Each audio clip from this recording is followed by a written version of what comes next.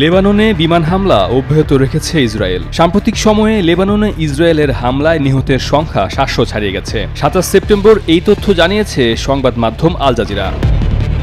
Israeli সেনাবাহিনী গত ২৪ ঘণ্টায় লেবাননে ২২০টি লক্ষ্যবস্তুতে আঘাত করেছে। তারা জানিয়েছে উত্তরাঞ্চলীয় কমান্ডের আদেশ অনুসরণ করে ইসরায়েলি যুদ্ধবিমানগুলো হিজবুল্লাহর সন্ত্রাসী লক্ষ্যবস্তুতে আক্রমণ করেছে। ইসরায়েলি সেনাবাহিনীর দাবি, হামলার এই লক্ষ্যবস্তুগুলোর মধ্যে সামরিক ভবন, ইসরায়েলে গোলাবর্ষণে ব্যবহৃত লঞ্চার এবং হিজবুল্লাহর অস্ত্রের গুদামও রয়েছে।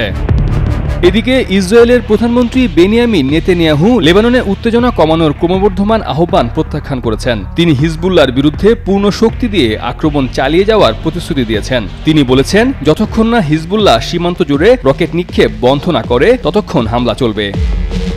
২৫০টিরও বেশি ডিজাইন অপশন নিয়ে ওয়ালটন স্মার্ট ফ্রিজ, বোঝে আপনার প্রয়োজন।